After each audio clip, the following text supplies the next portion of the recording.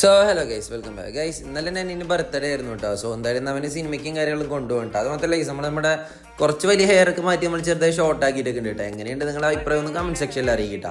എന്തായാലും കൃത്യനിഷ്ഠതയുള്ളതുകൊണ്ട് ഷേപ്പ് എന്തായാലും കറക്റ്റ് കാറും കാര്യങ്ങളൊക്കെ എടുത്തിട്ട് വന്നിട്ടുണ്ട് കേട്ടോ. സംഭവം എന്താ വെച്ചാൽ സിനിമ എന്തായാലും 6 മണിക്കാണെങ്കിൽ ഇപ്പം വന്നാൽ 5:52 കേട്ടോ. ടിക്കറ്റ് ബുക്ക് ചെയ്ത് കയറി എന്തായാലും സിനിമയ്ക്ക് കയറിയേ വരുള്ളൂ. സോ എന്തായാലും നമ്മൾ കുറച്ച് ലേറ്റ് ആയാലും കുഴപ്പമില്ലാണ്ട് വണ്ടി എടുത്ത് പോവാണ് കേട്ടോ. പോകാൻ വഴിക്കണ്ടില്ലേ ഇത് ഗൈസ്, ഇത് മൂന്നാറും കാര്യങ്ങളൊന്നും അല്ല കേട്ടോ. എൻ്റെ വീടിൻ്റെ തൊട്ടപ്പുറ സ്ഥലത്ത് തീ പിടിച്ചാണ് കേട്ടോ. സംഭവം എന്തായാലും അതിന് വീടിൻ്റെ കുറച്ച് അടുത്തുള്ള തിയേറ്റർ ആയതുകൊണ്ട് നമ്മൾ എന്തായാലും പെട്ടെന്ന് തന്നെ അവിടെ എത്തിയിട്ടുണ്ടായിരുന്നു കേട്ടോ. ആവിഷ്കാർ തിയേറ്ററിലേക്കാണ് കേട്ടോ വന്നത്. കറക്റ്റ് 5:59 നമ്മുടെ ഷെബിയോടെ നമ്മൾ എത്തിച്ചു കേട്ടോ. നമ്മൾ ഏ സിനിമ ആണോ കാണിക്കുന്നത്? ഏ സിനിമ ആണോ കാണിക്കണം?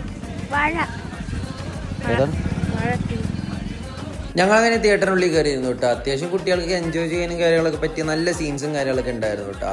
അതിനുശേഷം നമ്മൾ നേരെ ഇന്റർവെൽ ആയപ്പോൾ നേരെ ക്യാൻറ്റീൻ പോയിട്ട് കുറച്ച് പോപ്കോണും പിന്നെ പഫും കൊക്കക്കോളയൊക്കെ വാങ്ങിയിട്ട് തിരിച്ച് നേരെ വന്നിരുന്നു കേട്ടോ.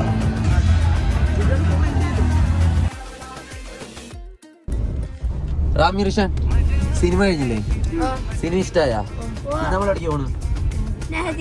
അങ്ങനെ ഞങ്ങൾ എന്തായാലും നെഹദിക്കും കാര്യങ്ങൾ എത്തിയിട്ടുണ്ട് കേട്ടോ. എന്നിട്ട് നേരെ നമ്മൾ അവിടെ കറിയിക്കുക. എൻ്റെ അനിമാരെ കുറേ മന്തി കഴിച്ചിട്ടുണ്ടെങ്കിൽ പക്ഷേ ഇന്നേ ഒരു നെഹദിയിൽ ഡയറക്റ്റ് വന്ന് മന്തി കഴിച്ചിട്ടുള്ളായിരുന്നു ഫസ്റ്റ് ടൈം കേട്ടോ അവരുടെ.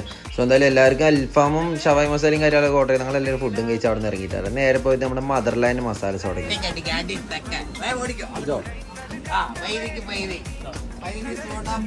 അപ്പം എനിക്ക് നിങ്ങളുടെ ഒറ്റ കാര്യം പറയാനുള്ളൂ, ഒരു ജീവിതമല്ലേ ഉള്ളൂ, ജീവിക്കണ്ടേ.